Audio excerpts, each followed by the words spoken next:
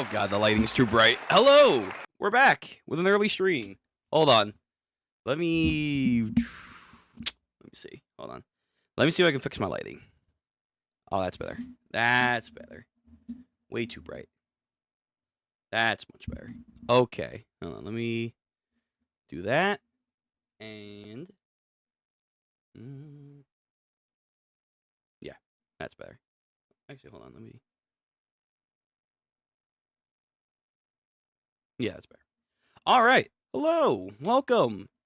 Happy post-holiday seasons for everyone. I'm sure there's still some people celebrating right now, but hopefully everyone had a primarily good holiday season and had, a great time with those that mattered and, had a little bit of a, positive overall outlook of this. I know that we are rounding up the year right now, so things are looking as retrospective as they probably are for a lot of people. And I don't know. I just hope that we can look back at this year, no matter who or what, and think of some good stuff overall. There's been a lot of crazy things, but you're still here and you can still push through. And I believe that the next year hopefully should be better. It might be blind optimism, but I'm going to believe it is. I choose to believe it is.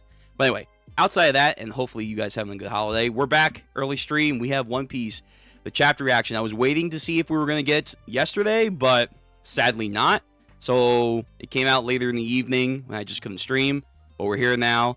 So we're going to get to chapter 1170. So we do have this chapter probably ending off well, not probably. It is ending off the year of 2025 with One Piece. This will be the official last chapter, and I'm excited to see where we go from here. One, because I do think we are ending the flashback. Like, if not this chapter, the first chapter in the new year, we're ending the flashback.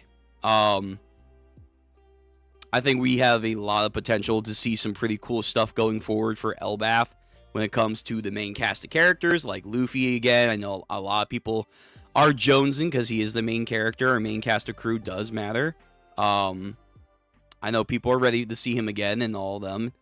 We have the Emu stuff going on right now. We got to figure out what their abilities are when it comes to the Dami Reverse Eye. That still is something that a lot of people I know are still ready to see and whatnot.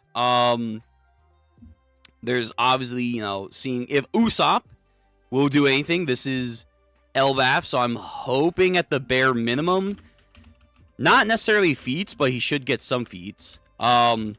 Primarily a lot of character stuff should go for Usopp because, people might say, oh, we overhyped it, and man, this was his time. This still is his time. Like, I know a lot of people were gassing, mainly for combat feats and stuff, but listen, I just want good characterization for his character. That's what I want. I want some good character moments, and I can see that if we have him go up against Dorian Broggy, so that's something to look forward to. Zoro, Sanji, versus, the God Knights. How is that gonna go? Ooh, the hell, I don't even know what I did right there. That's an expectation we need to see. Like, how are they going to improve? Especially, let's say Sanji doesn't have Conqueror's Haki, but Gabon told him something. What are expectations for his future power-ups within this arc? What's he gonna do for the future? That kind of stuff. And then, getting more connected to Loki in the present. Whether or not we're going to get his fruit revealed in this chapter, the hammer stuff, like with Ragnar, all that. Let's get more situated with that. Maybe in, like, the Emu fight aspect of it, I could see when we're back into the present storyline. But we're probably going to get closer to Loki as time goes on. Will he become a Straw Hat? It's yet to be determined. I think, he has a very good backstory to become a Straw Hat, but overall, though, just the actual, thought process of having someone like him on the Straw Hat crew, again, the main arguments against is, of course, one, his size. We have, no way to fit him. Whatever this fruit is, if it's not a mythical Zoan or something that gives him the power to shrink, we literally we can't get him on the goddamn ship. But then, two, I think something that's very fundamental that we look back at with other arcs, although I feel gets tossed around when it comes to certain characters that people like more than others, as the fact that Oda doesn't change the schema for the crew. At the end of the day, Luffy is the captain. He's gonna grow stronger. But what is the scheme that is always set and true? Zoro and Sanji are primarily the first and second strongest of the crew members. Equal as it can be.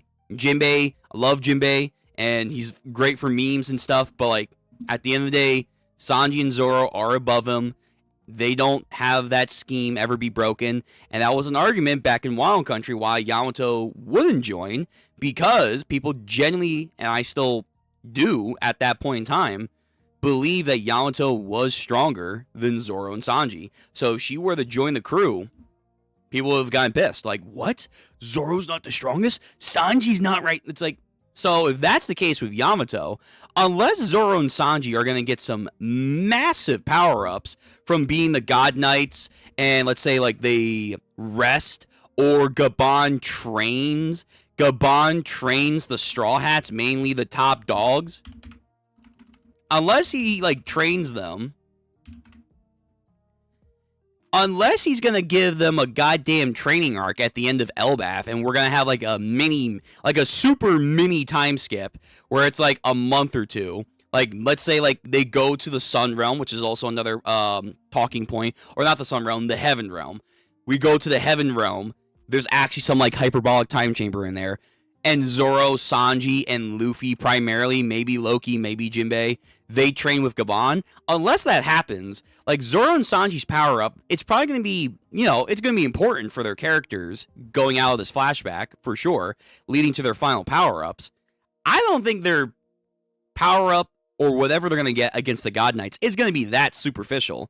Like, I know it was done in the past, but like, really, we're going to do it again? Like, Zoro and Sanji are like, for me, Zoro and Sanji right now, they can fight admirals. I don't know if they can beat admirals.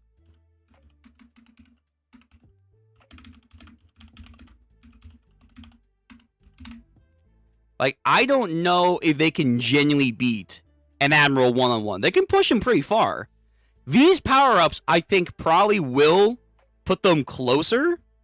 It will probably put them closer to actually, like, defeating admirals, but I still don't know what their power-ups are going to be and how far they're going to go. I would like to be maybe more conservative, where it's like, by the end of the arc, they probably could be an admiral, but it's not definite. It's not a definite thing, which, for it to be a definite thing that they could beat admirals at this arc, that's a huge power-up for me. To me, that feels like this, whatever it's going to be, is going to be a insane power-up. And I'm thinking, like, do they need an insane power-up to beat Summers and Killingham? Do they really need that? Outside of, like, just damaging them, which, again, comes with its own set benefits or whatever, is that going to be a massive power-up to, like, throw them over the Admirals definitively? I don't think so. So, that's kind of where I'm at with their power-ups, and going back to the main argument. If they don't get, like, that power-up that I'm saying, like, this is, like, super massive, like, it's apparent, like, yeah, they can beat admirals, I'll be real with you guys, I don't know then if Loki can be allowed to join the crew, because as of now, like, we've seen Loki's feats when he's injured. We've seen the power of Ragnir. We have seen him tank stuff, and all of the, like, feats and whatnot that we've seen and have inklings for, this is a tired, nerfed Loki. We have not seen him activate his Devil Fruit power. If it's a Zoan, he has more stamina if he's fully healed and whatnot. Ragnir, the full capabilities of what Ragnir can do, no idea. Does he have Conqueror's Haki? Probably. We haven't seen him, like, really bust that out. It's like, yo, listen, man. Listen, there's a good chance Loki can probably unironically beat an admiral. There's probably a very high likelihood. And I still think, as of right now, if you were to throw Zoro and Sanji at Loki, I think Loki's winning. Like, I think Zoro and Sanji, I think, like, they could definitely get their licks in 100%. But at the end of the day, I think he beats them. I genuinely think Loki could beat Zoro and Sanji 2v1. I'm not even kidding. So, like, for them to have him on the crew, that means they have to get a massive power-up. But I'm like, damn, are we really going to need a massive power up for the God Knights? Like, killing Graham and Summers? Really? He can do it. It just feels kind of odd. But if he really wants Loki to join the crew, he really needs to push Zoro and Sanji to the end game possibilities of whatever they're going to be, then I guess it's possible when we get out of this flashback. But I don't know. But yeah, we have expectations like that. And then after Elbaf, my prediction is that for us, the main characters, we're going to have probably a lot of characters either come to Elbaf or along the way run into Luffy, because we have to have Vivi, Luffy, and Sabo have a conversation. I think Marco's probably going to find Luffy and ask for their help to get Weevil out of prison, potentially, if he's not going to get released from Cross Guild. Cross Guild has to do something. I think the Impel Down theory is most likely going to happen. But I think for our main cast of characters, I do think we're going to go Lodestar, and that's where Shanks is. And that's what and that's where Loki's going to say, "Hey, you want to know where Red Hair Shanks is? I think he's at Lodestar, because this island feels like it's way too pivotal not to go there. I would love to go to the moon. I would love to go to like the ice continent in the north, whatever that means. Like all these other places I would love to go. Emerald City, like that had been revered for a long time. Lodestar is just way too pivotal to the story and needs to be addressed. I think Shanks is there, and that's where Loki's going to say, yeah, that's where he is. We're going to go there. Meanwhile, Blackbeard, I think Blackbeard, maybe alongside Dragon in the like middle of it all, he's going to the Holy Land. Like, it's time. Yeah. Villain on villain activity is what I'm here for. I'm ready.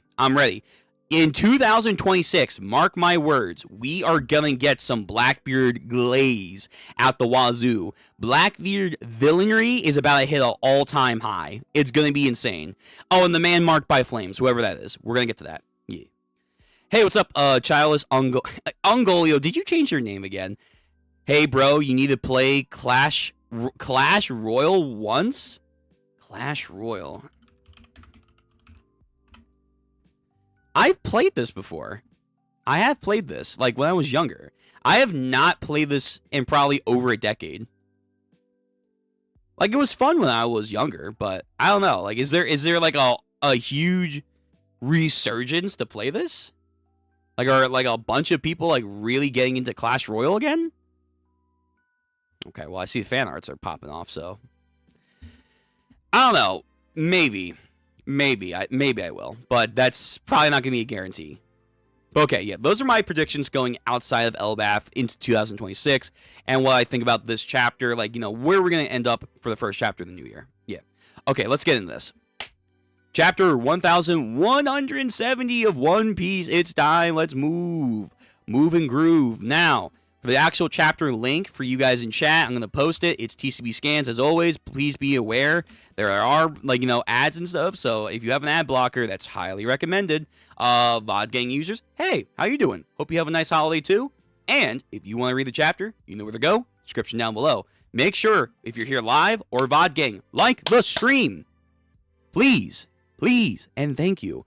If you can also, comment down below what you liked about this chapter, or what you expecting for the New Year's, and say maybe if you had a good holiday or whatever. I will read it, and YouTube algorithm will eat it up. So please, by all means, and if you can, so kindly, haven't already, subscribe to the channel. Thank you very much.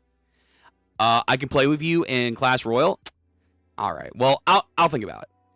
If there's any app game though that we will play on the channel, I'm highly debating it. But like seeing how apparently it's actually coming to an end. It's genuinely almost over. I feel like I have to grind through the rest of FGO, and this could be an opportunity to do it on stream. Like, all right, you know what? Fuck it. Let's finish the Lost Belts, and we'll do that on stream.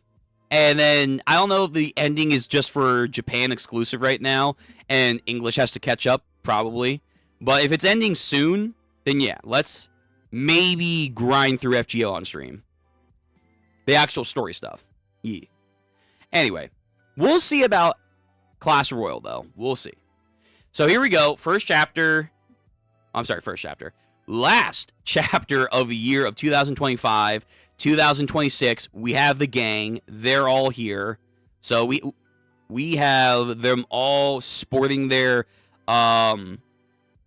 Oh my god, I'm blanking on their kimonos. Their kimonos to celebrate the new year. Luffy once again is in the front because of course. Ichi though, Ichi on his right, I like that, yo. The right hand of One Piece, Ichi the Witch, I like that. Kagurabachi trying to get some glaze. Sakamoto Days, of course. So these guys are like the main frontliners in Shonen Jump after One Piece. That feels about right. JJK Mobulus or Mobula, we are reading, by the way. Go check it out. Every Sunday. We're going to read it this Sunday, too. So far, I've read 3 chapters. It's interesting. I think it definitely has to maybe pick up the pace. Not pick up the pace, but like maybe get a little bit more interesting little side stories. But it's interesting, for sure, as a sequel. But JJK Mobius, you're there. I don't know who you are, but I've seen you before. Don't know who you are. Don't know who you are. Don't know who you are.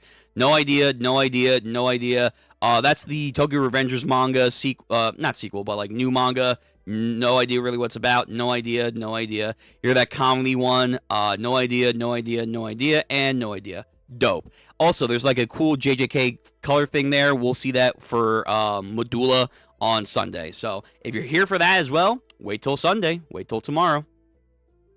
All right. So. Let me zoom in just a little bit. There we go. Okay, first page, chapter 1170. Contradictions. So we have Jinbei as a conductor. I honestly thought like the meme was coming true. Like he genuinely is a fucking postman for a second. I was like, damn, Oda knows the memes. Like US fucking Federal Post Jinbei? Damn. There's like a whale or like a catfish there. We have Robin. Meanwhile, the other Straw Hats look like kids. So that idea that Robin is like the mom of the group. Jinbei is now, because he usurped Frankie apparently, the father of the group. Brooks like the grandmom, the pervy grandmom. Or no, he's like the grandpa. And every other Straw Hat is like a son or a daughter, like that. Cover request by 420 IN, sure. Jinbei as a ticket clerk for an eel train. Oh. An eel train serving bento. Sure, that's cute. So, one last cover request before the end of the year. Very dope. Are a vampire or a Hamon user, bro? You didn't change in a bit in those 2 years. Only thing that changed is your camera. No. I mean, I think I've changed a little bit. Probably added and lost some weight over time. Probably. You know, a little bit. Some maybe other features have been dwindling as time goes on, which it's a part of life. But yeah, I mean, the biggest thing for sure is that, hey, I got a camera. That's like 100%. Well, no, I got a camera. I got an actual mic. I got an actual setup. That's like for sure that's changed. But hey, I'll take it. If you think I look good after 2 years, thank you. The hammer that's sneak attack. Right, so what's going on with Ragnir? So, is Ragnir magical? Is it like Enma? Does it have a devil fruit inside of it? We are going to find out now. So, Loki falls over. You bastard. Angry at the hammer. Who threw that hammer? Come out! There's gotta be someone here. Whatever. I have to eat the devil fruit now. Yeah, I think chitter. Don't know what that necessarily means, but okay. The hammer, I think, once again, is shaking. It's emitting, like, menacing aura over here, like JoJo's, unironically. So, Loki notices that. Oh, wait, it's cracking the ground. Oh, my God. Like, is it, like, actual, like, Mjolnir? The weight of it is, like, crushing in the ground? Oh, my God. This fucking hammer. Okay, so the hammer's getting ready for another attack. It's cracking the ground. Loki perceives that. Tries to run. Also looks like he's doing the Nika dance. Tries to run, but I think it's too late. Whoa, you gotta be kidding me. There's no way it's really this heavy. The hell is going on? Is this decrepit old castle just falling apart? I mean, I don't know. Like, is it genuinely like some Mjolnir type activity? Like, this thing has so much weight. If you are not worthy, you cannot lift it. Oh, hold on. Give me 1 second, guys.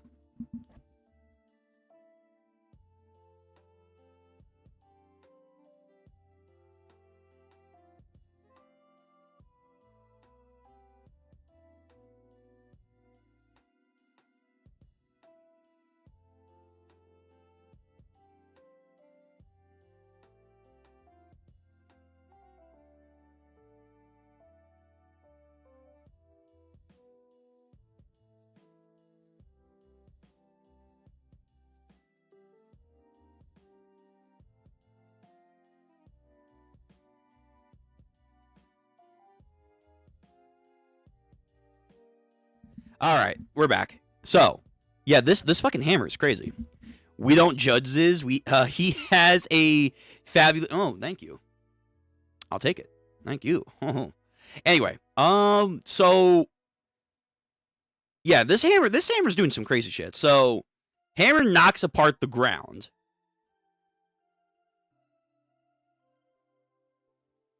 Yeah, I know the sound was coming through. I had a call I gotta take. Private call. Your efforts are futile, Loki. Generations of rulers have watched over that devil fruit, yet for centuries it has gone uneaten. Not by choice. Oh, not by choice.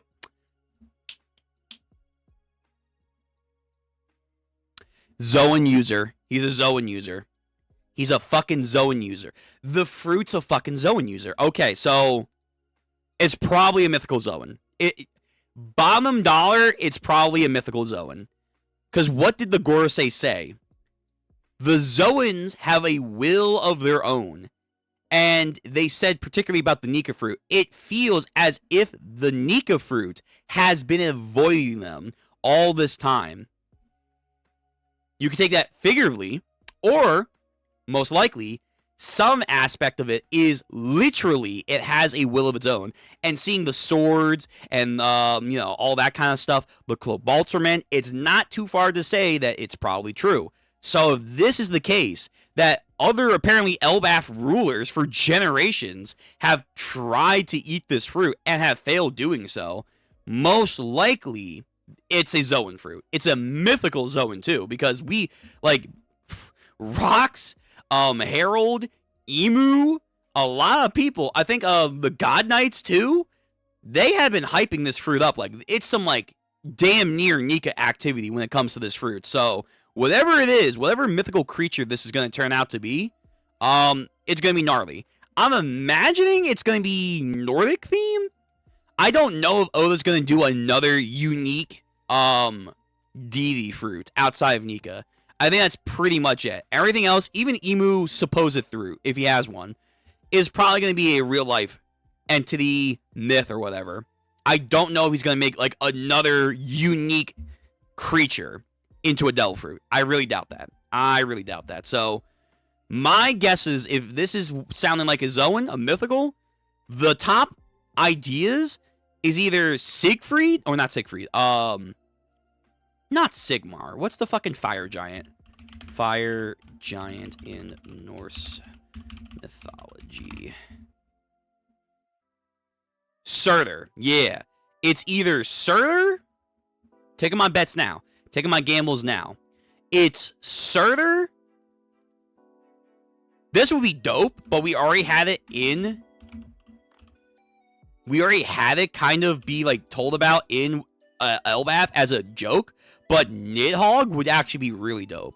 This not World Serpent. That's a different fucking creature in Nordic mythology. But Nidhogg, the dragon serpent that eats the world tree, would actually be really fucking great, because then it's Loki's trapped at the bottom of the tree like that, so you can have some parallels to that. That'd be kind of dope, kind of neat. And I think in some Nordic mythologies, doesn't Nidhogg poison Loki or something? Yeah. I think in some stories, I know a lot of people do want Nidhogg. A lot of people, I can see the fan art. People really want Nidhogg for Loki. It's either Nidhogg, Surtur, or If I can spell. The World Serpent. Yeah. Jormungandr. Jormungandr. The World Serpent. But I want to say the Red Line probably has more World Serpent attributes. So, outside of Surtur, outside of Nidhogg, I don't know what this would be. I don't know. But those are my top guesses. If it's an actual mythical fruit, which I think it is. Yet for centuries, it has gone uneaten, not by choice, but because no one could eat it. That's insane. So, we're really trying to lean into the fact that mythical fruits, like they, or at least Zoans, blanketed, can choose not to be eaten. Even though we've never heard of or seen a case like that until now post Wild Country, where apparently it's just something that can happen.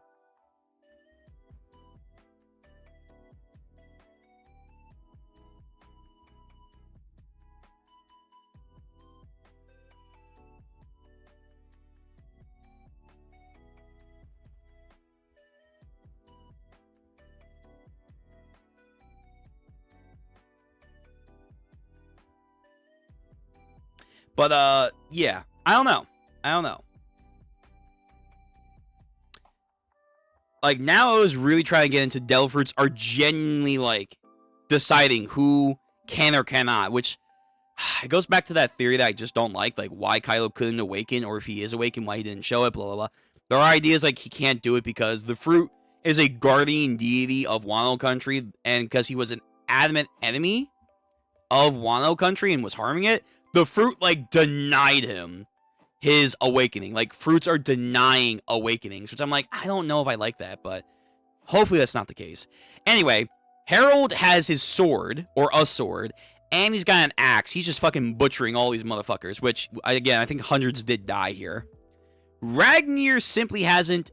Oh, I'm sorry. Ragnir. Oh, I should have kept reading. Ragnir simply hasn't deemed anyone worthy. So Ragnir decides if someone's worthy or not. Again, Mjolnir. Mjolnir over here, in a way. So, wait. I mean, we don't know how the strong leaders were back then, pre-Herald. I mean, Galela gets glazed, but, like, pre-Herald, we have no idea how this giant should be. I would imagine, like, they gotta be somewhat pretty strong. But this hammer has denied them eating the fruit. Shit. Okay, how strong is the fucking hammer?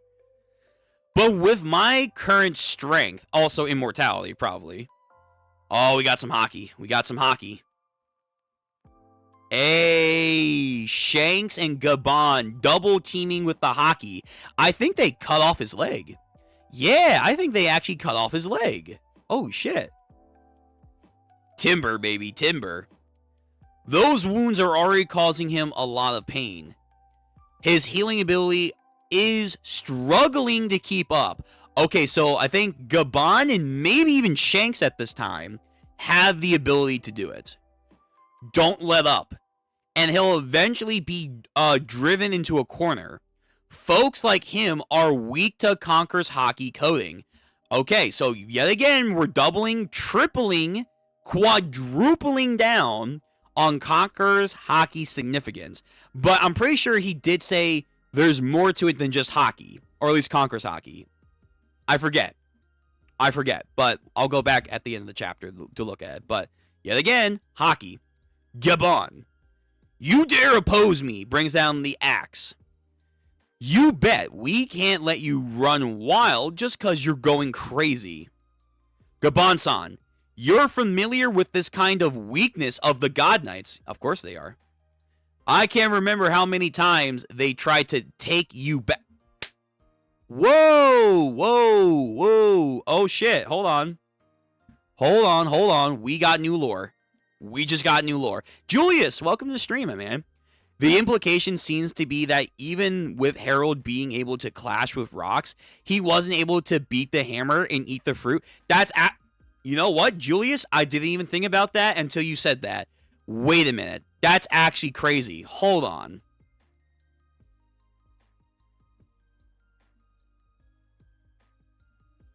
Ragnir simply hasn't deemed anyone worthy. But with my current strength, Whoa. I mean, okay. People brought this up last time. Why we haven't seen Ragnar until now. The idea for a character reason is that Harold isn't inherently a man of war, so he has no need to wield a weapon like Ragnar. He wants peace. Make love, not war. That's his go-to. So we had no real reason for him to interact with Ragnar, would be an argument. So we don't genuinely know if he has tried to eat the fruit. Maybe when he was younger, like Loki, like in the beginning of the flashback, when he was like flicking boogers out at sea, maybe then he tried. But we have no idea how strong that Harold is. He's certainly not as strong as peak Harold, like as he was fighting rocks. Like we have no idea if he's tried to do it when he was like that. If he did try, like genuinely tried beforehand, like even if he was like, you know, a man of peace, for whatever reason he wanted to try and wield Ragnar, okay, that's a whole nother massive discussion.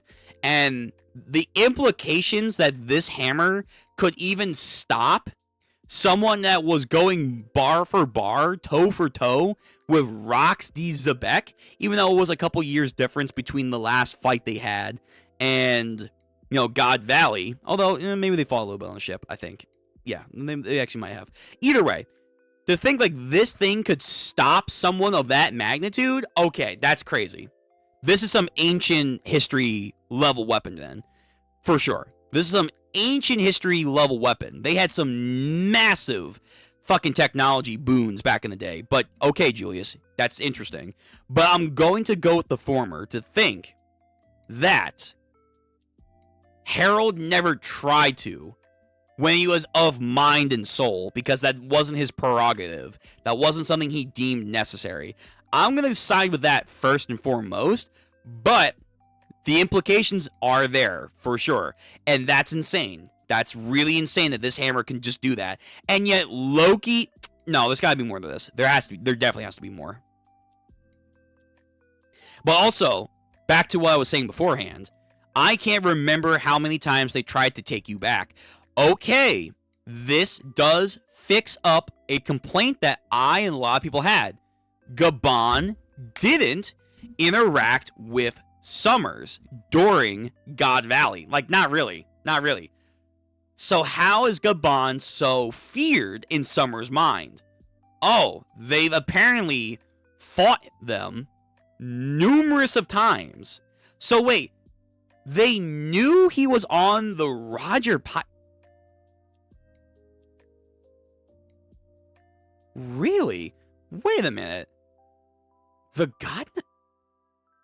God Knights knew he was on the Roger Pirates? I mean, the world government knew at some point that he was an apprentice of Roger. That was known at some point. And then later on it was revealed Buggy was an apprentice. That was like a big thing before Impel Down. They knew he was on Roger's ship, and they tried to get him back numerous times. But then later on, they accepted him in the God Knights when he also had a crew of his own. You think they would have done more vetting to make sure, hey, will you know, did you go to that island, Shanks? I mean, you could just tell him straight up, I didn't go, but like, It's good because I do like that they are giving the God Knights like more activity. Also proves that they go out on missions more often than we think. Like they literally apparently at numerous times fought the Roger Pirates to get Shanks back. So that's interesting. So there are times when the God Knights just go fucking out to sea. But then also on top of that, they knew Shanks was on the Roger ship. The implications there are interesting, but a little weird. Yeah. That red-haired boy, we know you have him. He looks just like our captain's son. Hand him over now. So the God Knights are like, yo, Captain Shamrock wants his boy back. Back then, I'd slice him up and we send them packing. So that's how he got feared. Oh yeah, that that Summer guy did mention something like that. Okay, so Oda, I think, I'm going to be real. I do think Oda probably forgot because we did, like, speed blitz God Valley. It is what it is. We speed blitz God Valley. I think Oda or his editors remembered, oh, right, yeah, Summers is scared of Gabon. We didn't have anything there. Hell, Rayleigh didn't really have too much of, him in Summers. So it's like, when would that have happened? They just said, you know what, fuck it. The God Knights go out on missions. In particularly, they chase the Roger Pirates a bunch of times, which then also adds to the fact that Gabon did learn the technique as time went on to hurt them. Same thing with, I assume, Roger. Rayleigh can probably do this technique now, more likely, because there is now more clashes they did. Yeah. Okay. So this is good, but it does feel like a last-minute add-in. I'm not going to lie. Like, it does feel like, wait, why was this not in God Valley? They probably forgot. To do it. Those were the days. Frankly, I'm surprised that a fighting force like that organization from the Holy Land, most celestial dragons are pretty useless. True. Those guys consider themselves divine, living sedentary lives and keeping well clear of our world. Meanwhile, my life always gives me the chills. You can call that fate. Again, man of fate, child of destiny. There's a lot of stuff going to that. Gabon-san, I want to save Harold. But you're the one who told me how hopeless it was once someone becomes a Knight of God. I'm afraid Loki will be our best shot here. Without trying to kill him, I imagine. Don't make me repeat myself. Move it, Hammer. So you're basically the National Treasure. The National Treasure's guardian. How can you even move? So, does the hammer have a fruit? Is it a Zoan? What's going on here?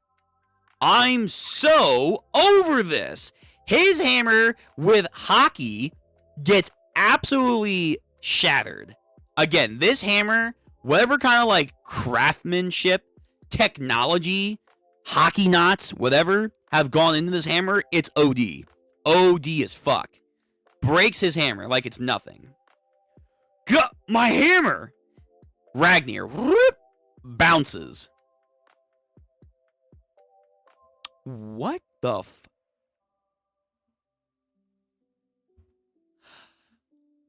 Wait, hold on. Oh my god. I just remembered something. Holy shit. So, one, this is a Zoan. It's really. So, I mean, it doesn't surprise me that the Ancient Kingdom probably could do Zoan technologies in weapons, but they mentioned that Vegapunk was the person in the modern age to really revolutionize this. But I guess it is possible that there are ancient weapons with devil fruits already in them that we just haven't seen? Question mark. 2, this squirrel is in the fucking lore of Norse mythology. There is not only Nidhogg, but there's also a fucking eagle. There is an eagle of wisdom that's at the top of the tree. Yes, there is a fucking eagle at the top of the tree of the world tree. There's also Nidhogg at the bottom of the tree. They don't really like each other, but this motherfucking squirrel in Norse mythology likes to playgate and likes to, like, instigate these two that hate each other by telling secrets and lies to piss each other off. I don't think it's Villafenir. I don't think it's Villafenir. That's like the eagle with a hawk on its head. I don't think that's the one I'm talking about. There's two of them. There's like Villafenir, eagle versus Nidhogg. In Norse mythology, the eagle and Nidhogg, a dragon serpent, are opposing eagle at the top of Yggdrasil. In Norse mythology, Villafenir is a hawk being. I don't think it's Villafenir. I think there's like a different one. I think there's like a different eagle that's opposed to Nidhogg. I think there is.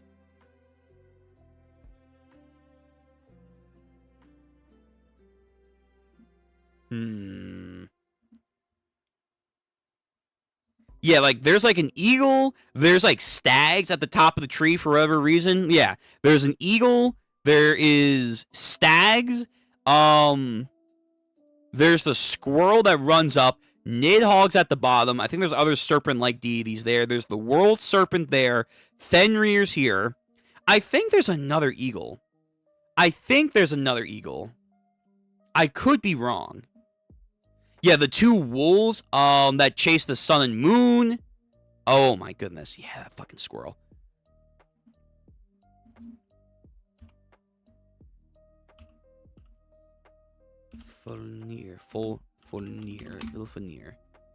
Vidofnir versus Nidhogg? Is it actually him?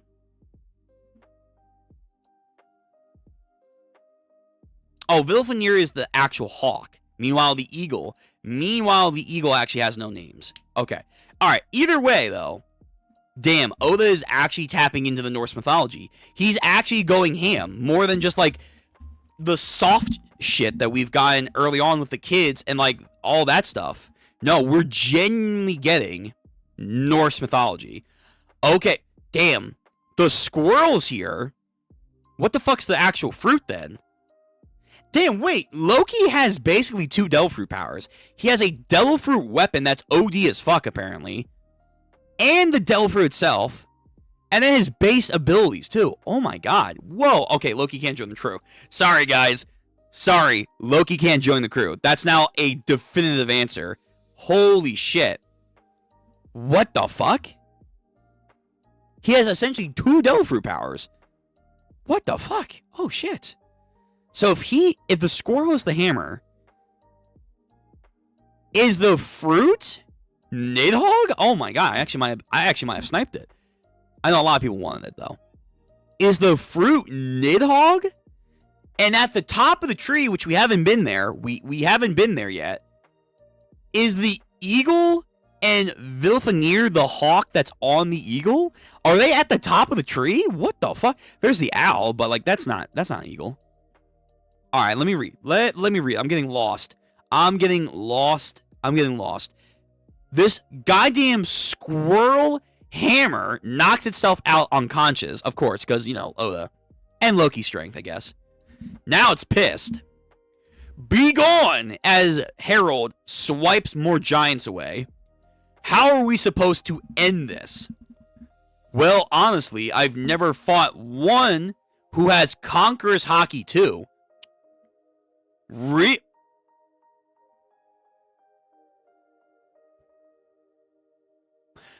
be fair, he has never fought one. That's not saying or implying all of the God Knights don't have Conqueror's Haki. That's not implying that. He maybe didn't fight Shamrock. That might have been Roger. Roger probably fought Shamrock or Rayleigh. But still, though. Oh, hey, Lupin, how you doing, man?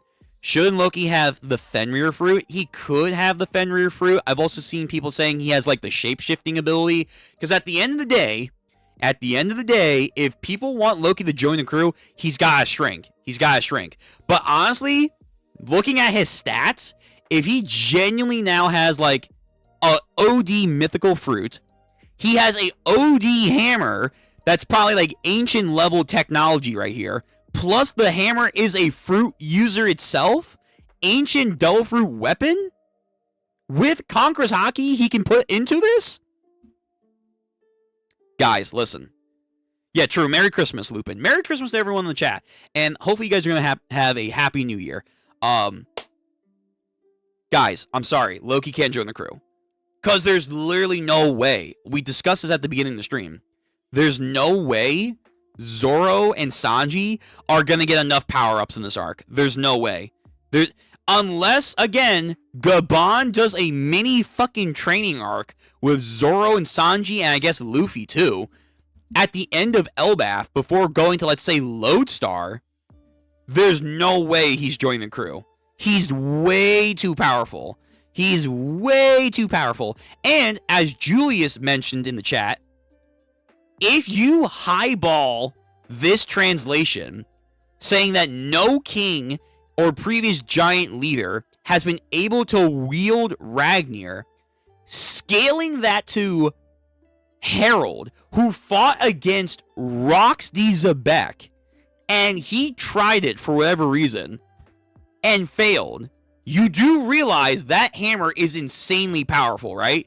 You do realize that hammer is gargantuanly overpowered if you highball it to that level. I'm probably not going to, because I don't think Harold is that kind of character that really wanted the hammer until Emu corrupted his mind. But if you want to do that, you can.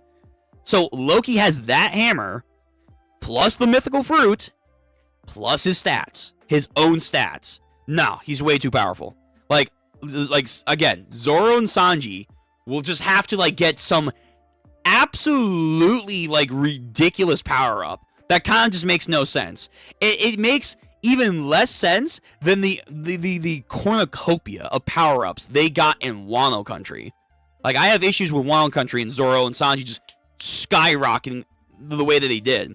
But that, in comparison to what they would have to do for Loki to join the crew with all this stuff, would look tame in comparison.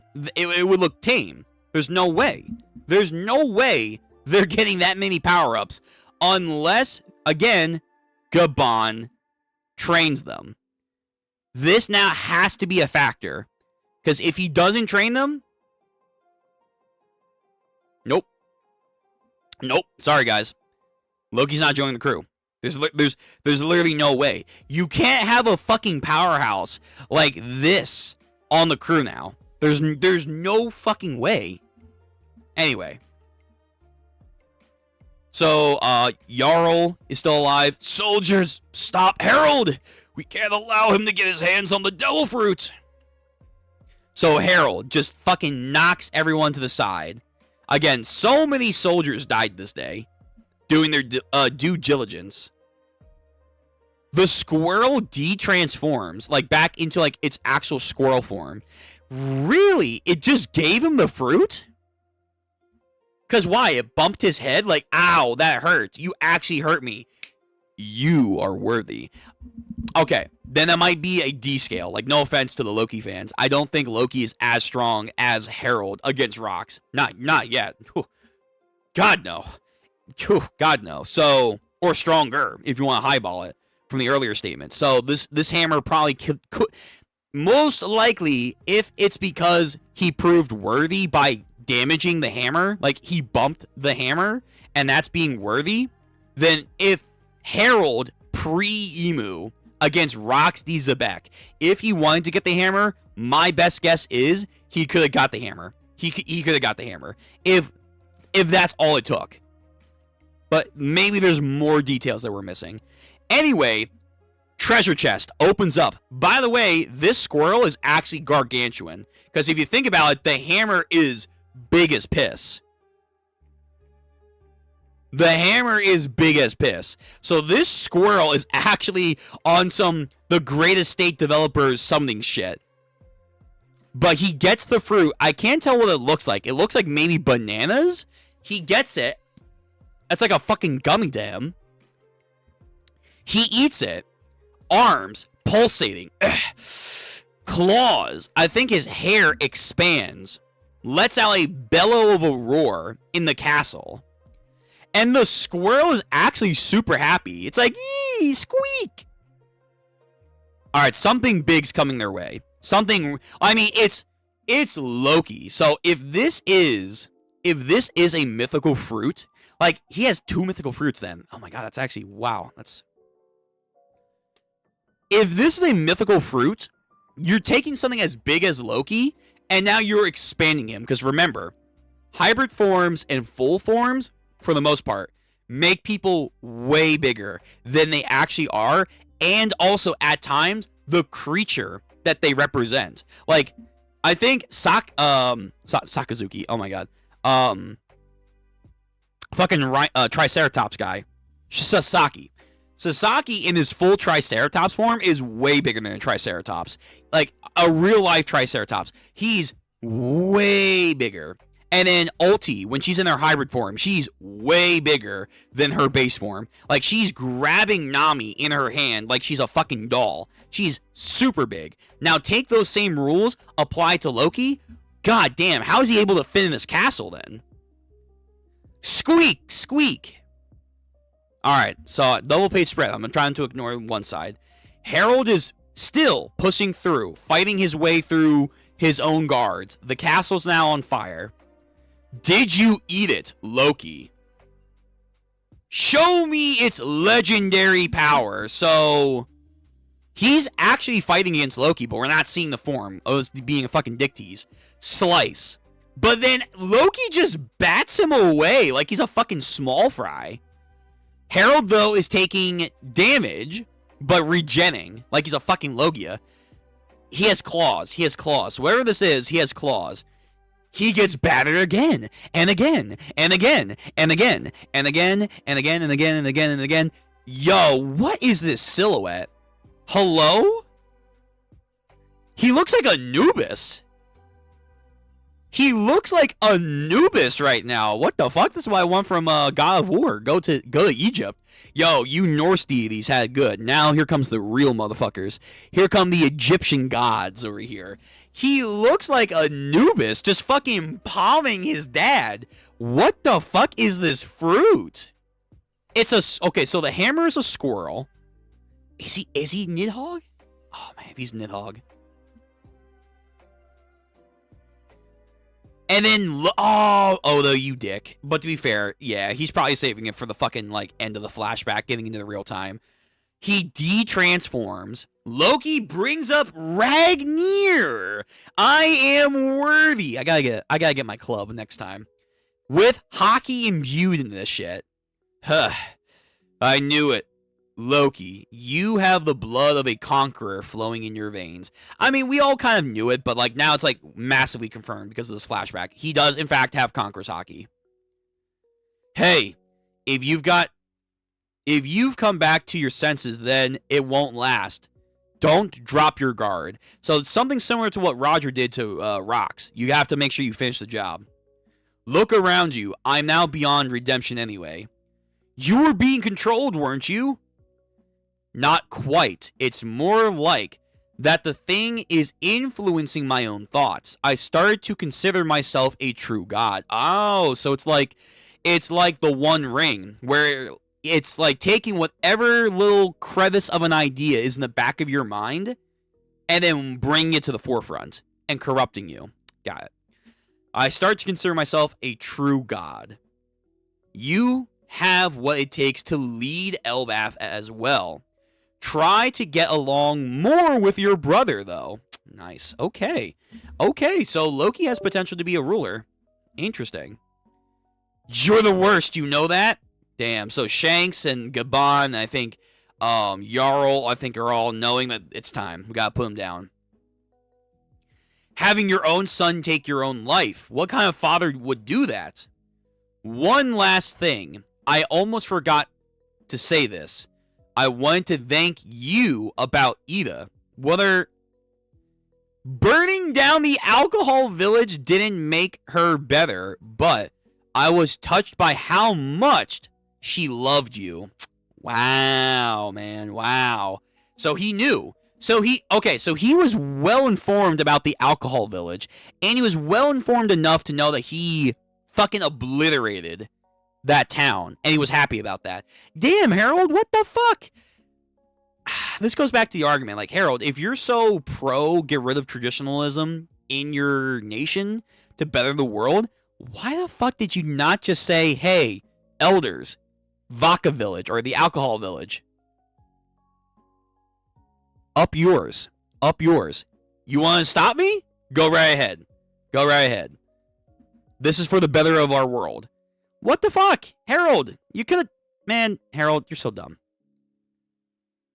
Hurry. It's taking me over again. I'll never forgive you. You get that? For making me do all that dirty work here.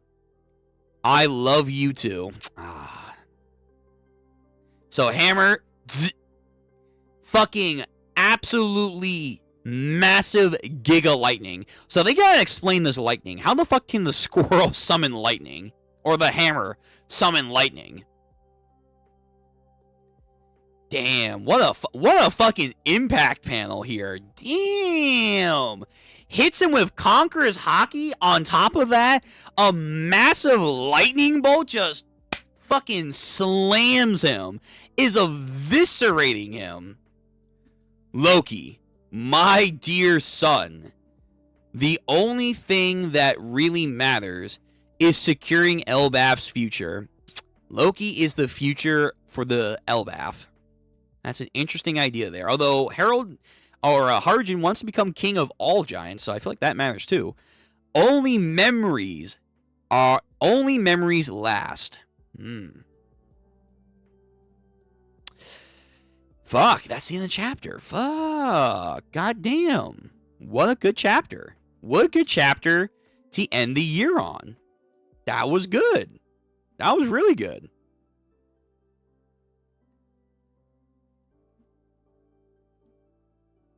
Okay, fuck. Yo, Loki is OD. Loki is, like, seriously OD. And the fact that Shamrock still implies, if he really knows, like, he knows the power that Loki could imbue, and he still is confident that him and Gunko could take him on and win? Damn, like, what does that say about Shamrock, then? Good chapter. This was a very good chapter. Some interesting new lore bits.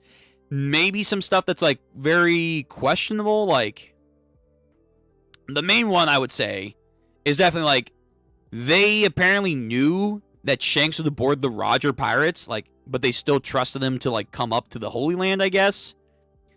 Interesting. The implications that maybe or maybe not Harold has tried in the past to secure Ragnir is something that should be debated. I would argue from a character perspective, he probably didn't try to get it at all because that's just something that he wasn't interested in. Because if Loki could genuinely wield Ragnir now, if, like, this is all it took, no offense to Loki fans, I don't think he's as strong as Harold until, like, maybe, by the way, maybe, he's also massively hurt. Like, yeah, he's regenning right now, and there is, like, this little scuff mark on the actual holy, the holy symbol, the contract mark. So I think, like, there's a mark, or, like, it's still regenning. So, like, there's a good chance, like, his defenses were in the proper positioning with Conqueror's Haki and Lightning to just absolutely eviscerate Harold. So I don't think Loki's going to be as strong as his dad just yet, like, at his best, or even, like, in the contract form. I doubt that. But still, though, if Loki is worthy enough to, like, pass the test, quote unquote, and that's all you had to do, I promise you,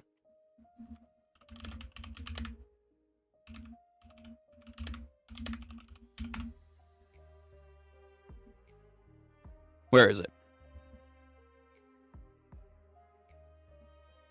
Where's the one when they're older?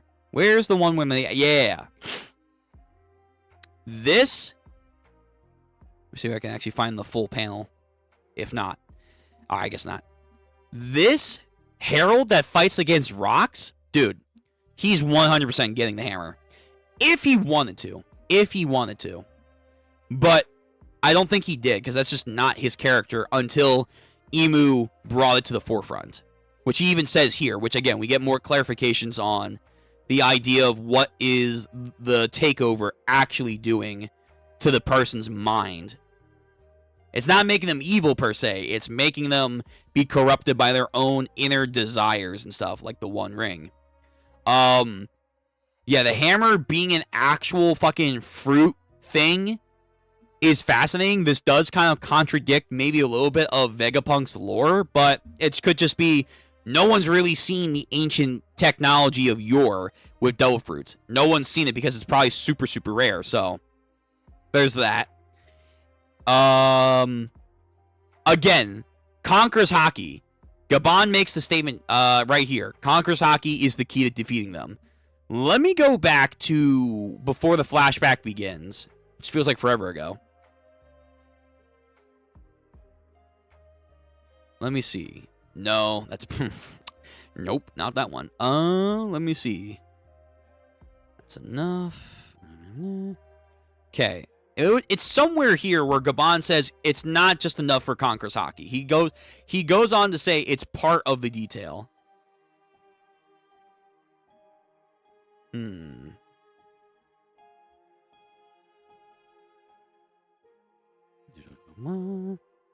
Hey, Straw Hat, be mindful of the way you use Conqueror's Haki. Those guys are by no means immortal. Thanks. You can count on me. I'll save Colin no matter what.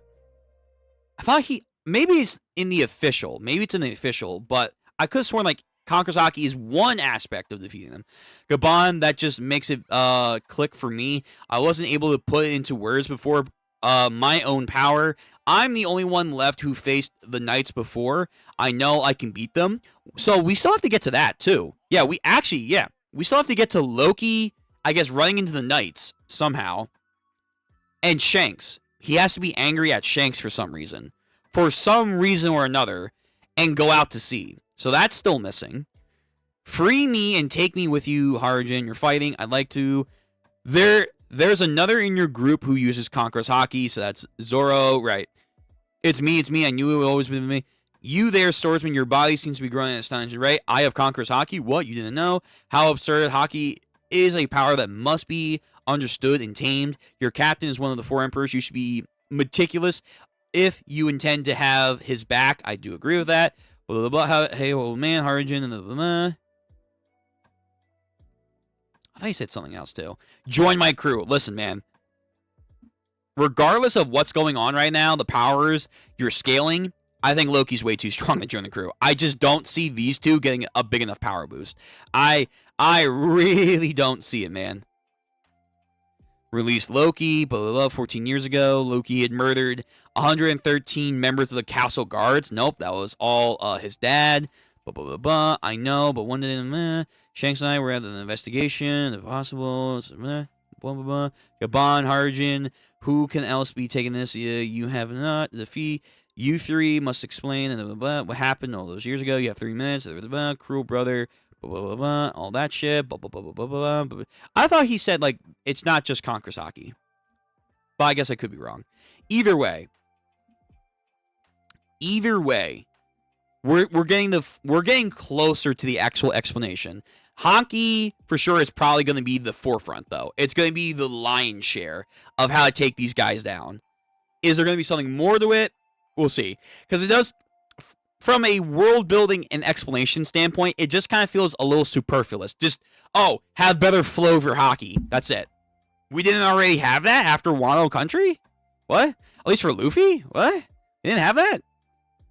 I guess not, because you didn't hurt Saturn. I don't know. The explanation Oda's gonna cook up definitely needs to be seasoned. How he's gonna do it, no idea. But curious on where he's going with this. Shouldn't Loki have the Fenrir fruit? Again, maybe. Because I know he does give birth to Fenrir in the lore. Loki doesn't fail in the sunny. He doesn't. Listen, again, he needs a fruit that's going to allow him to, like, shrink, if that's the case. But even then, even if he gets a fruit that shrinks, I think Loki has now officially... I think he's now power creeped out of the Straw Hats. I'm sorry. Like, I still think Luffy's stronger. That's for sure. Shamrock claims he's stronger than Loki, which is kind of gnarly to say if he's right or wrong about that. But I think it's too late. I think if you guess what he is doing, what the Hammer is claimed to have done, his abilities that have yet to be fully actualized, I think Loki's way too strong to join the Straw Hat Pirates right now. Unless Oda is just yet again going to give Sanji and Zoro a massive power boost, I just don't see it. I think, like, as fun as this would be, I think he's now officially power creeped his way out of becoming a Straw Hat member. That's how I see it. That's how I see it. And yes, I still am a little salty about Yamato, but nonetheless, those arguments back then for her not joining are now magnified tenfold with what's happening. Literally shattered like glass. Yeah, dude, that hammer, like the whatever this hammer technology is from the ancient past is no joke. It might ironically be as strong as a poneglyph. Like a poneglyph craftsman, stonemason from Wano country maybe came over to Elbaf in the distant past and just made them chiseled a hammer-shaped object for them to use as a weapon, because this hammer is crazy. It is fucking crazy. Let alone it has a actual squirrel Zoan power shit to it. Then on top of that, he now has another power too. He has 2 mythical fruits and hockey and lightning. What the what? No. Crazy. Let's see. We have also haven't come back to the whole, oh my god, Lola. Oh my fucking god. True. But to be fair, not that it should matter. I don't really care about Lola and Loki as much as I know a lot of you guys do, but that is, to be fair, a actual plot point. When does he meet Lola? Dude, you guys are fucking vile for making this. When did she meet Lola? Or when did he meet Lola? Giants are giants, so they are real after all. That's interesting. Minks have not run into giants. One day, Lola had a surprise suitor who claimed it was love at first sight. It was none other than the Prince Loki of Elbaf, land of the giants, a prince. Oh, Lola. Mama particularly cried with joy. If Lola became a princess of Elbaf, she could overcome her long-standing antagonism with the giants and even gain use of the Elbaf warriors, the fighting force of what's held to be the mightiest nation in the world. So I wonder, did Loki try to be a good leader after immediately doing this? Because his dad told him to, and then he tried. He maybe, for whatever reason, met or found a pact with Big Mom to marry Lola. Things didn't go perfectly well with that. People probably also didn't like that he did want Big Mom to come back into the fold. Then something happens because he also says back here, I'm the only one left who's faced those knights before. When did he do that? Outside of, I guess, him being chained up, I guess, maybe. But then at some point, he gets angry at Shanks because he didn't know Shamrock exists. So he gets angry at Shanks and goes out to sea at some point. So that happens. And he knows where Shanks is. So those two things probably have to correlate together. And then it's got to come back into the story. But again, when does that happen? Yeah, okay. So there is still a good chunk of things that have to be explained. The solution was literally just use Conqueror's Haki coding 5-head, which retroactively makes Luffy look bad on Egghead because was he not using it against... I honestly don't know. Like, I'm going to be real. I do think Oda and how he utilized Haki is fucking dog shit. I think how he, like, depicts Haki being used or not used, or, like, it's somewhere in, like, the middle where, like, it's being used unless Oda doesn't say it's being used. Like, his corporation of Haki in manga is fucking dog shit. Whether it's, like, you know, again, being utilized or being explained, God, it's fucking trash. Like, Haki might be one of the worst power systems in all of fucking anime and manga. Here, I'll put some Persona music. Like, it's bad. It's really bad. Because this is what I've been saying for a while. Like, in Wano Country and now post-Wano Country, if Luffy ever wants to use Rio, which I don't see why he wouldn't want to use Rio, that's extra damage, sure, more Haki to use, but, like, if he wanted to use Rio, how the fuck are we supposed to know post-Wano Country when he's using it? And the smooth brainers are like, oh, just assume he's constantly using Rio. Why would I assume he's constantly using Rio? Like, what the fuck? There are instances where he doesn't need to use it. But then there are clear instances when he should use it. The only issue is we have no indicator when or when not he's doing it in the manga. In the anime, although they haven't shown it again, keep the aura. Keep the aura bubble.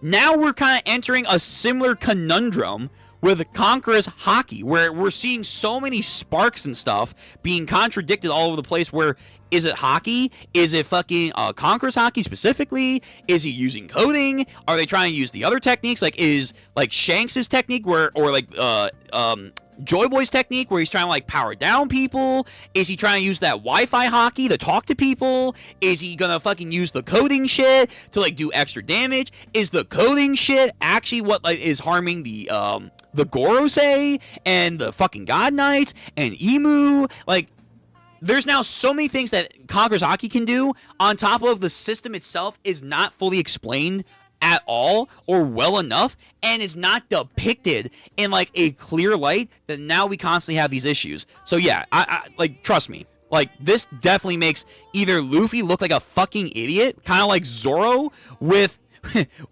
goddamn Gaban, like, roasting him. Like, dude, how the fuck can you call yourself the right-hand man?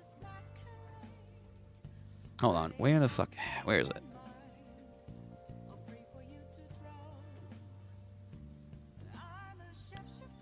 Where is it? He like calls fucking Zoro out. Where the fuck is it? Yeah, he calls out Zoro like, you are the right-hand man of a Yonko / future king of the pirates, and you can't differentiate if you have Conqueror's Haki or not? What the fuck's wrong with you?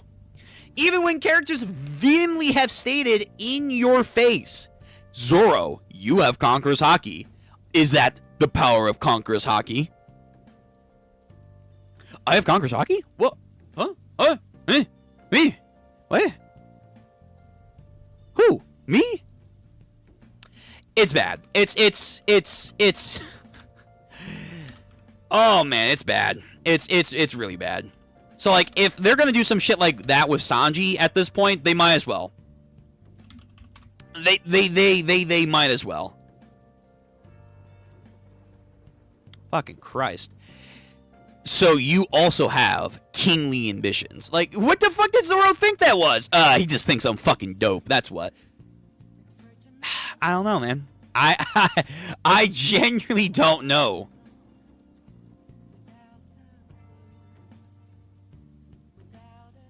He knew he was using Haki here, but he just didn't assume that, I guess it was Conqueror's Haki. I guess. Even though all these people around him were getting knocked the fuck out. He just didn't know. He just doesn't know. Dude, sometimes the IQ of Oda's characters, it's like the polar opposite of JoJo's.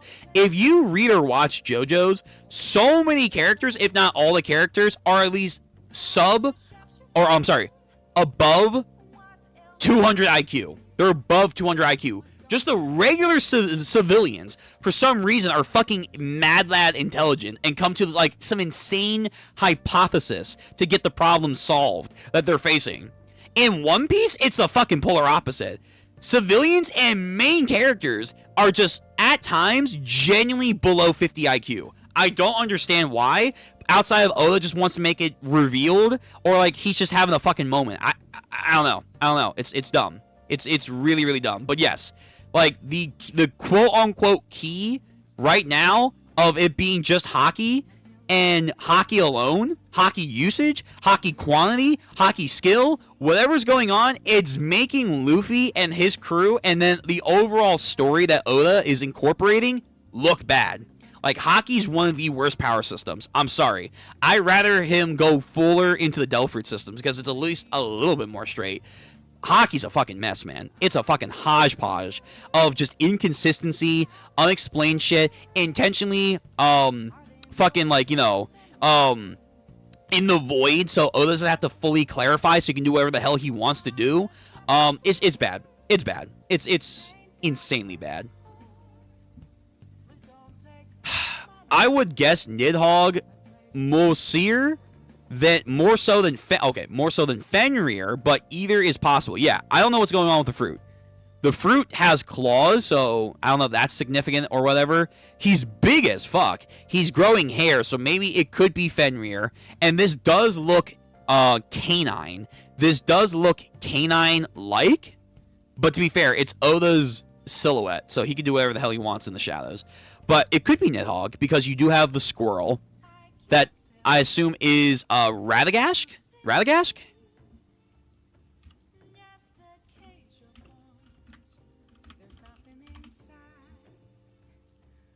Radakarsk. The fucking rat that, like, teases Nidhogg in, like, the eagle / Vilifenir on the World Tree? This guy? Yeah, this guy. He, like, fucking, like, gaslights these two to fight each other. This motherfucker right here. I'm assuming that's him. Like, that's the squirrel, not just a random fucking squirrel fruit. Although, knowing that could also be it too, but... But yeah, I'm gonna go Nidhogg, because I think that would be kind of dope. I think that would be kind of cool, because Loki was imprisoned at the bottom of the tree, just like Nidhogg was. He has a lot of zeal against everything that, like, Elbaf stands for. You could argue that's the same thing with Nidhogg against the fucking Aesir gods. I like that more. But Fenrir works too, because he did give birth to Fenrir in the lore and whatnot. Yeah. Shamrock definitely is lying. Yo, you think Shamrock fucking glazed himself without doing the Carfax?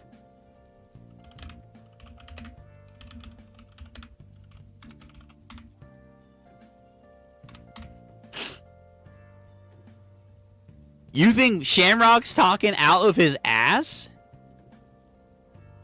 when he says this? The results would be the same? Man, that's crazy.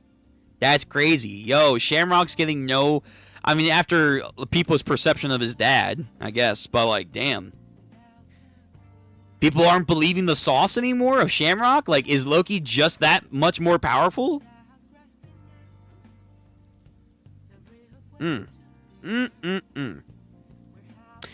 Okay, but to be fair, though, like, yet again, this goes into my favor of... If you guys believe that, and all these power-ups and stuff that Loki is, like, getting shown, I don't know if he could join the crew. I think he's way too strong for us. Yeah. Yeah, you agree? Okay, you agree with my hockey thing. It's just too much of a mess. I think Oda just needs to do something better.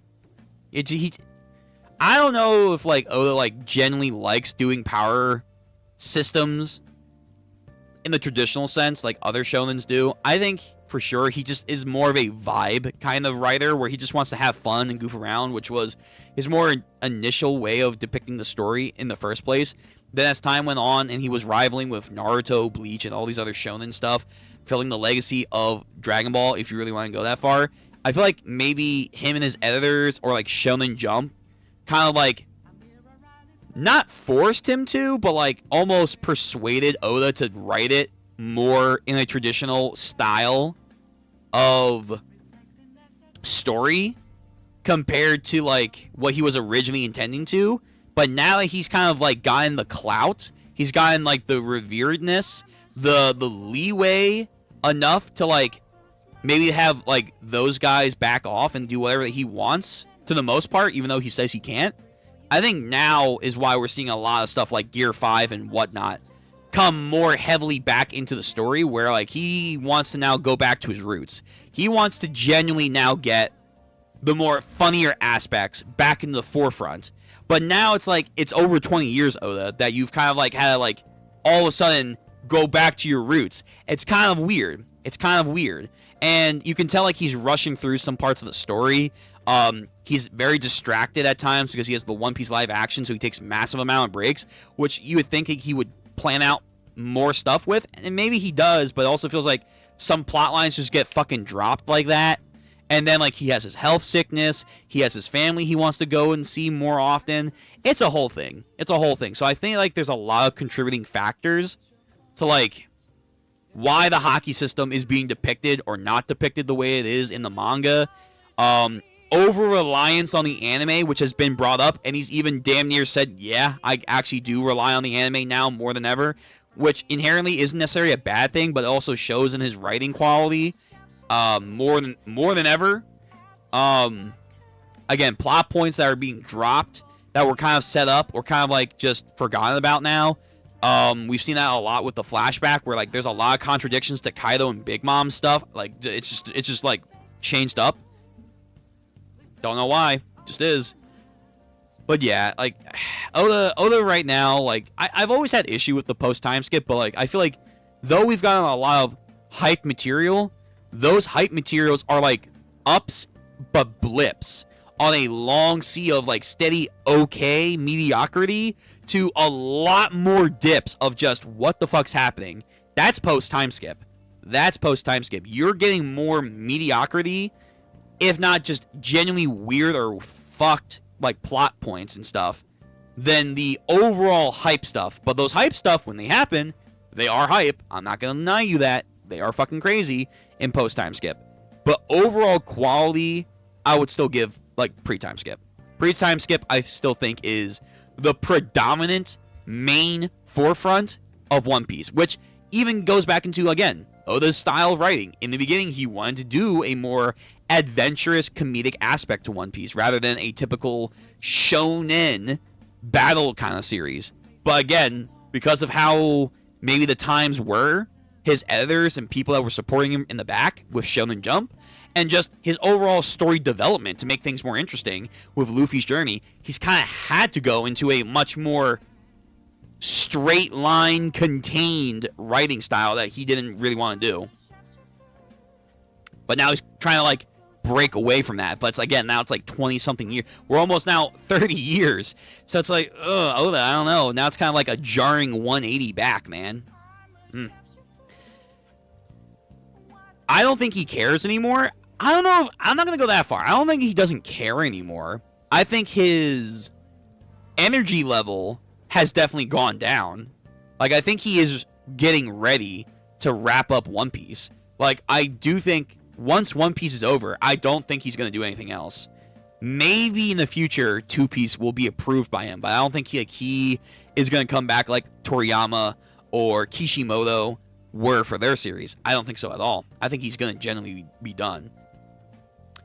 He just cares about the story. Yeah, which isn't necessarily a bad thing. Although, at times, the story elements is just, like, a little weird. Any form of coherent writing to hell when Luffy popped those went to hell when Luffy popped those goggles on. Yeah, the goggles...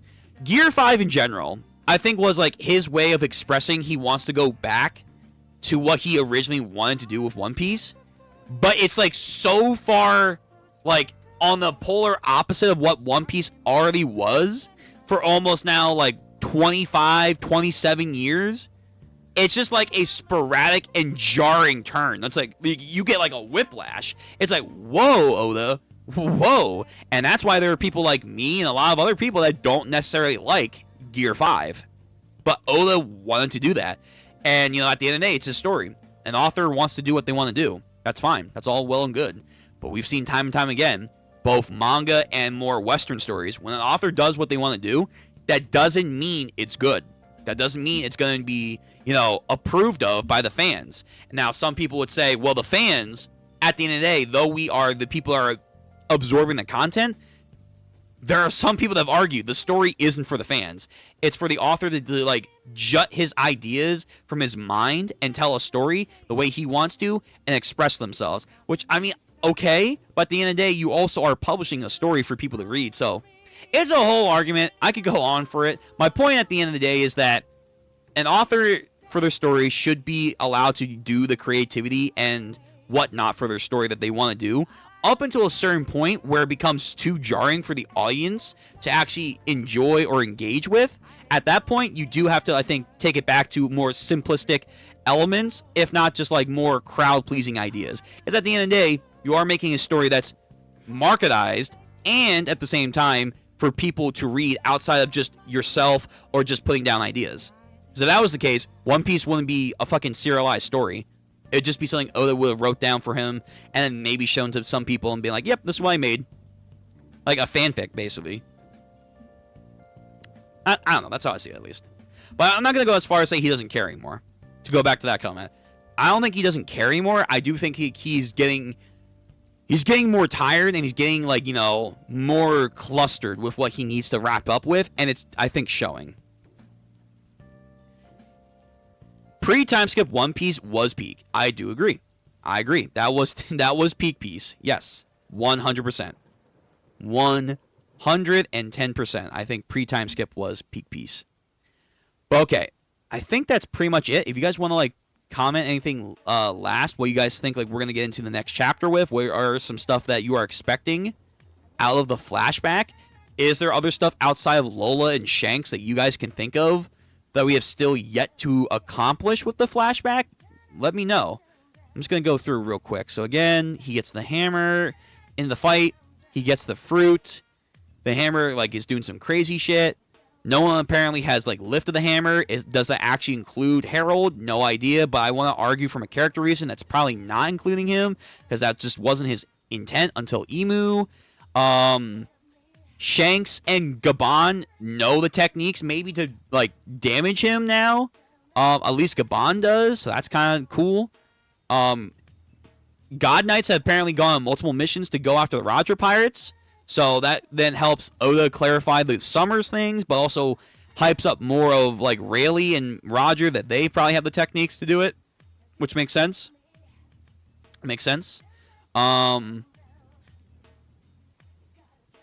talk about the Celestial Dragons and their style. Oh, yeah, we didn't really talk about this too much, but the idea of fate is once again being, like, forefronted into One Piece. It is what it is. Again, shonen story. Like, with JoJo's, too, like, fate. Destiny, dreams, Roger's speech over there. It's playing a role. The child of fate. He has called Shanks in, like, the previous chapters. Let me get back to that. I don't like in the official. I think he calls him something different.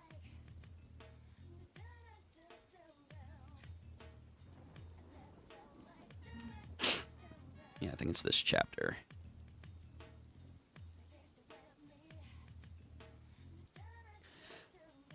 Yep. It's been 10 years, that long. That must be from that. Understand you were a child of destiny. Let's not dwell on tricky topics. Right. So he's a child of destiny by Gabon's own words. In the official, this is chapter 1152.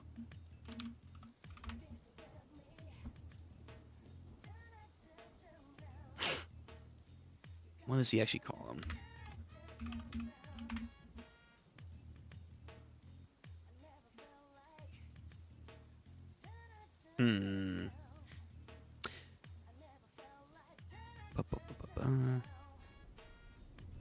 No, okay. I can't find it. But anyway, yeah, there's more of that stuff that's coming to the forefront. More of that is coming to the forefront. And again, if Loki's this strong, I'm just going to clarify once more before we end this off. If he's really this strong, and you guys want to hype up the hammer to, like, Harold and Rocks, that's all well and good. I disagree with it. That's all well and good. He can't join the crew. He just can't. Like, Zoro and Sanji are going to have to get, like, again, some stupid power-ups that are, like, insane for almost no reason outside of Loki's going to join the crew. So they have to keep up with him, if not supersede him. And on top of that, they have to get a training arc from Gabon. He has to, like, train them and Luffy at the end of Elbaf, which I would like, but it's like, damn. All that just to get Loki on the crew and it's not going to upset, like, the scale of things? Like, that's a lot, man. That's a lot. But if that happens, yo, listen, I do think Zoro and Sanji, if we're going to go that far, they probably will be able to beat Admirals post-Elbaf. Like, if Lodestar is next, post-Elbaf into Lodestar, I do think they could beat Admirals if we're going to power jump them that high. Because right now, like, I could be wrong, but we want to hype up, you know, Loki this much with the hammer, with the fruit, with his base powers, the lore of the hammer. It's like, shit, man. If you don't take a lot of thought about this mark not fully healing before he hits him, and you're just saying this is pure OD gas on Loki's part.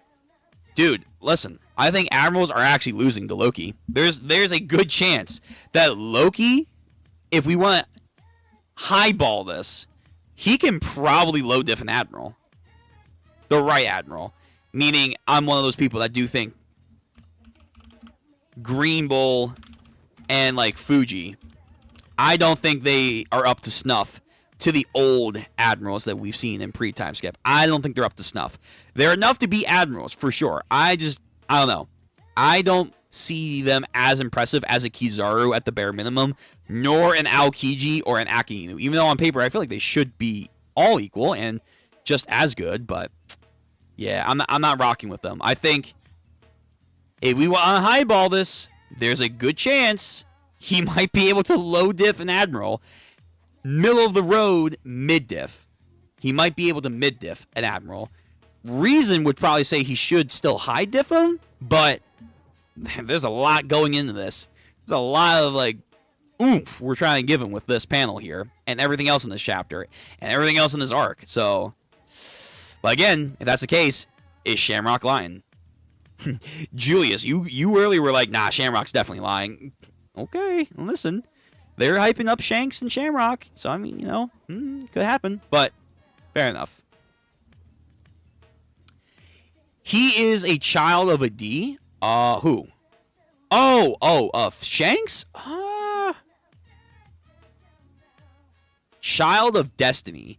If you want to believe that the D does stand for Destiny, sure. If that's something that you want to believe, that's been a theory. Sure.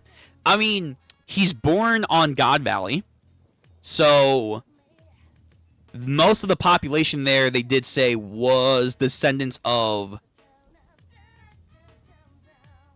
Davy D. Jones.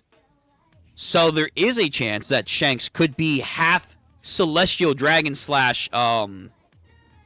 Figureland, which are apparently very, very important figures, and half Davy, like a D Davy. So yeah, Shanks' existence is probably super crazy. You could make an argument for that. I'm not going to say you're wrong if you want to believe that.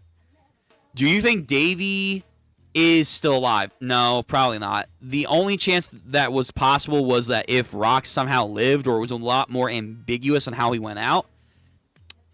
I don't think he's alive. I really doubt that. Like, I don't think it's going to be there. I've seen the meme images.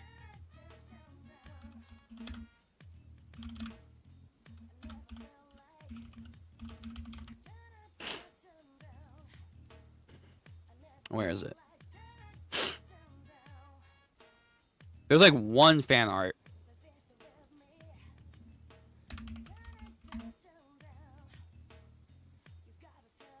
It's like where he has like all three of them together in like one body. Damn, where is it? No. It's like one really good fan art I wanted to use for this discussion, but I don't see it. Oh, hold on. It's this, but can I actually find the actual image?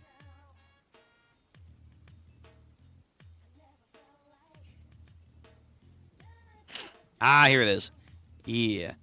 So I know a lot of people really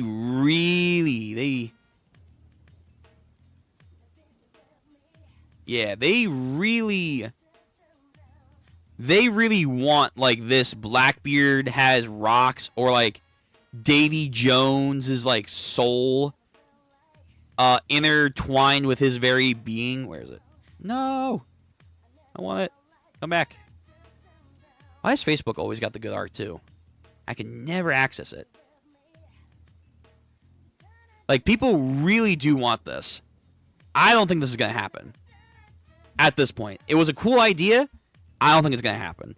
At most, it's probably going to be his sisters, which I think would be interesting if they're still canon, which that's also now still up for debate. Are his sisters still a thing? Don't know.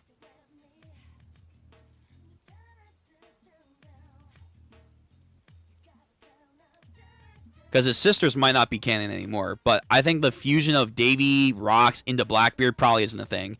But Zoro and Sanji did say they back in Logtown, so what does that mean? I doubt that Oda was trying to be progressive back then.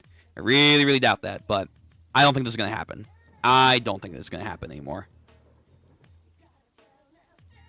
I don't know. Kizaru did take a lot of L's in the last arc. Yeah, he did. He did. I'm more like he's on the sea floor, blocked because he has a devil fruit. Nah, I think he's dead. I think he's dead. Either because of just death, like you know, his longevity, natural cause, or like Imu smited him. I think he most likely died, like roughly around when the world government was formed. So post Joy Boy, post the 900-year conflict, world government forming, Imu just grabbing power and all that stuff. I think like he sailed around being a pirate, died either by his own cause or maybe Imu found him, but not his family members, and just, you know, fucking took care of business. Something like that. But I don't think he's alive. Davy Jones' locker, I know, is something that a lot of people do want in the story. We could get. How, though, or like something implemented like that could be tied to the gods of the sea and why devil fruits sink. But I don't think Davy Jones, outside of flashback stuff and to like set up Blackbeard, I don't know if he's going to have too much more involved in the story. Like any more specific to his existence outside of he's a D that really pissed off Imu as much as Joy Boy. He might have been king of the world, but remember, like Zunisha and Emeth, I think, said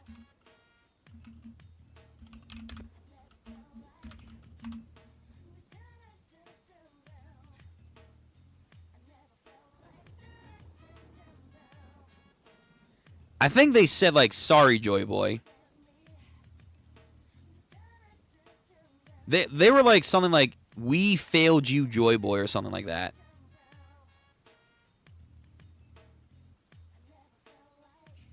Joy Boy has returned after I fear the drums of liberation. Because I know people like are saying like Davy Jones was like the previous king of the world. But I think like it was either Zunisha or Emeth said that we failed to make you the king. Emeth, Joy Boy.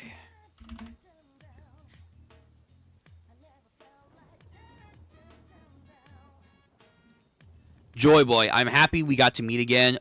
Over here, you. I realize it would be foolish to trust in one-sided. I realize it would be foolish to bundle trust a one-sided account of 900 years in the battle. I came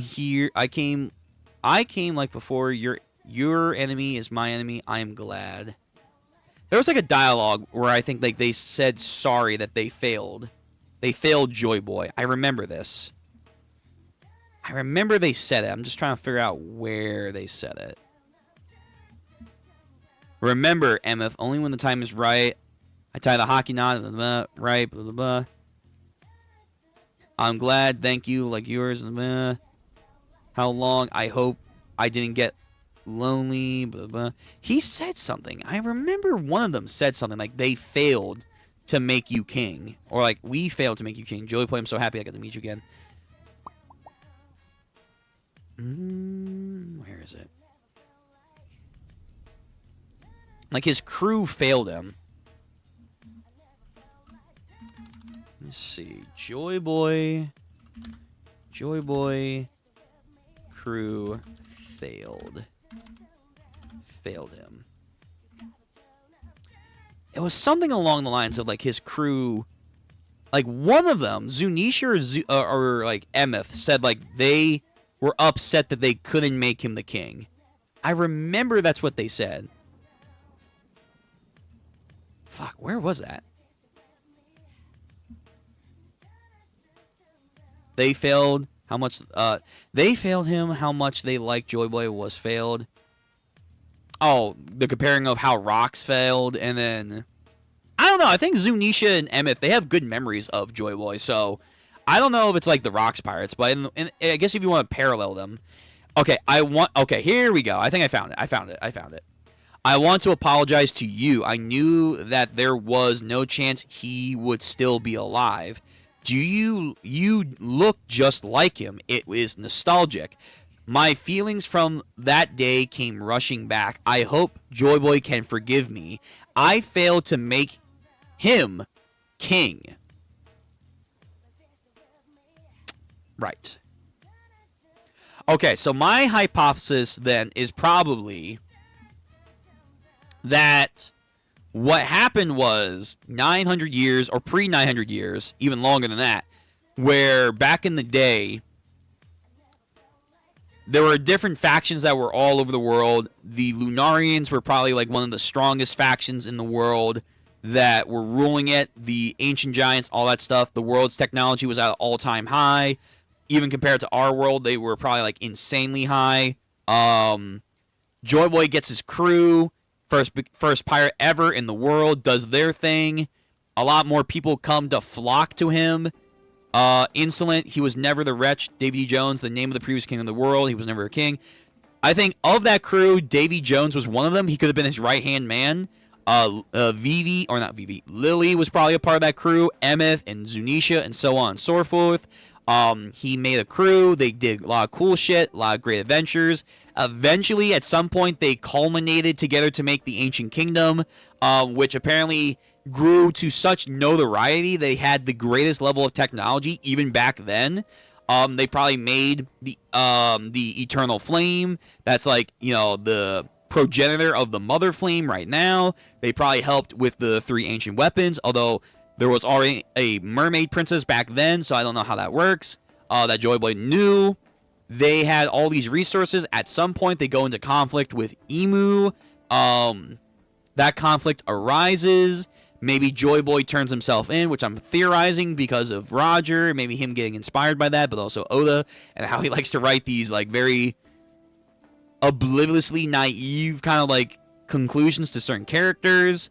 And then Emu goes back on his promise or something, and that pisses off Davy Jones to then try to take up Joy Boy's place, where Joy Boy, was going to become the king of the world, even if he didn't want to, because he's like Luffy. Even Emma says you look just like him, and there's a lot of similar parallels, and also because of the recent anime stuff, Luffy's original voice actress is now Joy Boy's voice actress. So the correlation is there. He probably didn't want to become king of the world. He just probably wanted to have adventures with his crew, but his crew and his nation that he built, the Ancient Kingdom, probably wanted him to become king of the world, like the true first king of the world, if that hadn't already existed in World 1.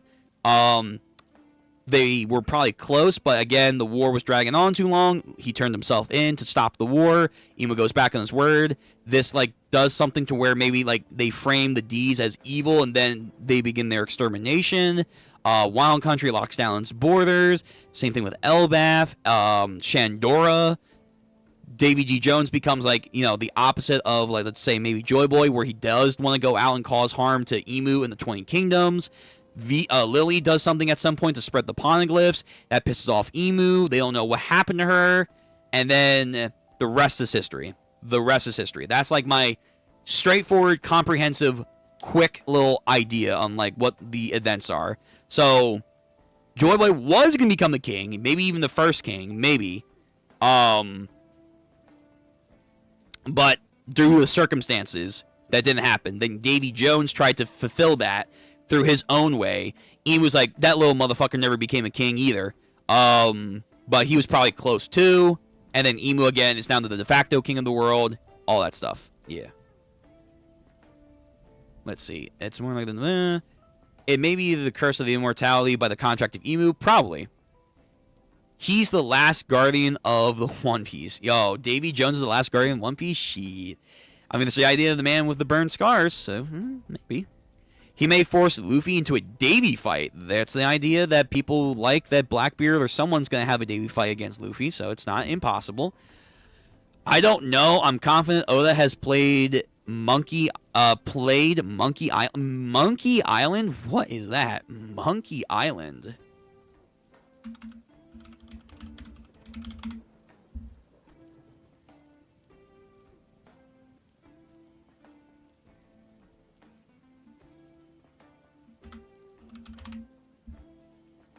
Monkey Island. The Secret of Monkey Island, first released 1990.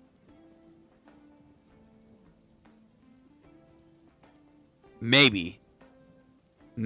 No idea what this is, but sure. Okay. Let's see. Monkey D. Luffy. Oh, okay. Didn't Robin say that he was still alive at the bottom of the sea? Well, that's the folklore. The folklore of Davy Jones. And what we got with the goddamn fishman. I forget his name. Flying Dutchman. That Brooke and them say that, you know, this isn't tied to Davy Jones, too. Like, they are somehow in correlation to Davy Jones. That they patrol the sea underwater because they like drown pirates and stuff. So there is lore about him. First time Davy Jones was mentioned. Ooh, let me see this. Maybe you were strong once. You have something to say. Avast, Bucci, Slam, belay that. A lot of change came in 3 years. We ain't been living in a fancy mansion getting slow and soft.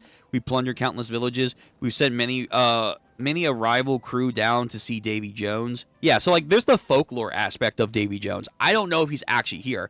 Even Rox himself said like almost 20 something 30 plus years ago that Davy Jones's lore has already started to dwindle by his time in the underworld, so it's probably even less so now. So, outside of folklore aspect, I don't know if he's actually still around, though. I don't know. They were all famous back then. Yes. Yeah, they were. For sure. Okay. I think that's it. So, that was the stream for today. I don't think we're going to have another stream later on in the evening. At most... I'll cancel. I'll put the music off. At most, we'll probably have a stream, or not a stream. I'll probably be in like Cole's like discussion with the tier 3s. So if you want to go check out his channel, he should be going live later, and he should have a tier 3. So if you want to hear more of my thoughts on this chapter, or just in general, you know, just head on over there. The plan for tomorrow is still the same. We will be having the regular time of JJK, Ichi the Witch, Iruma-kun, and Gachikoda. I think what I'm going to do is do one, obviously, the Ichi the Witch chapter. I'm going to do like 2 chapters of Gachikoda. We'll see how like quickly we go through that. Then we're going to do at least 2, if not more, of Iruma-kun. Then we're going to do more of Mobulus. Or Mobula. That's going to be the plan. Yeah. Yep, Lupin, take care. Hope you have a nice holiday. And everyone in the chat, hope you have a nice holiday. Again, have a nice New Year's. Hopefully it's gonna be your year. It's gonna be your guys' year, everyone's year. So here's 2026. Please. I think the world needs a break. It needs a win. But yeah, that was the last chapter of the year for One Piece. Until next year, guys, with more One Piece stuff. I'll see you on the next stream, which should be tomorrow. If anything changes, I'll let you guys know. But for next week, we should be back to a more regular routine schedule. We'll see. And yeah, hopefully I'll be on later with the tier 3 discussions for King of Lightning's channel. So go check that out. See ya. Take care. Stay safe. Yeah. Stay hydrated. And again, take care of yourselves. Have a nice one.